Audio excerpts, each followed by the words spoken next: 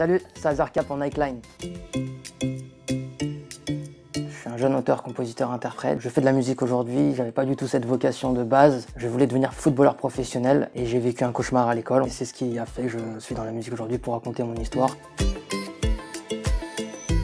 C'est en 6e, j'ai réussi des tests de sport-études section football. Dès le premier trimestre, on oubliait mon prénom pour m'appeler Boutonneux, Binoclard, Calculatrice, Harry Potter. Même les surveillants avaient complètement oublié mon prénom, c'était devenu carrément un surnom de base. J'ai commencé à recevoir des menaces de mort dans mon casier. Si tu reviens dans la classe, t'es mort, signé toute la classe. Et en 3e, j'ai été victime de coups dans les vestiaires du stade de foot. Et aujourd'hui, j'en ai des cicatrices au bras, voilà. Et je peux plus tourner mon poignet et je peux plus plier mon bras entièrement. Déjà, j'ai des séquelles physiques et j'ai des séquelles psychologiques. J'ai des troubles du sommeil. 13 ans après encore, j'ai aucune confiance en moi. Je vois un psychologue une fois par mois. J'ai voulu aussi mettre fin à mes jours. J'ai voulu partir parce que j'avais plus d'issue, plus d'espoir. Je rentrais chez moi, je pleurais. Je repartais, je pleurais. Mon train de vie était toujours le même.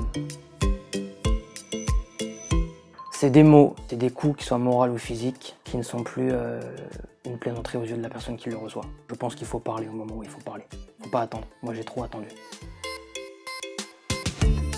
J'ai eu la chance d'écrire ce livre au moment où j'en avais besoin, peut-être. C'était une thérapie pour moi, c'était un moyen de vider ce sac que j'avais depuis des années.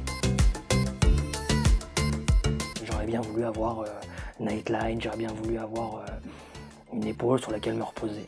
Parce qu'on n'a pas forcément envie de parler à quelqu'un qu'on connaît, de peur des jugements. On n'a pas forcément envie de se confier à nos parents, à nos proches, de peur des représailles qu'on peut vivre. On vous encourage à parler si vous êtes touché par le harcèlement, que vous ayez 20 ans, 30 ans, il n'y a pas d'âge. Parlez-en, ne restez pas dans le silence. Vous avez plein de solutions aujourd'hui pour vous confier, vos proches et des équipes pédagogiques et surtout Nightline. Merci beaucoup.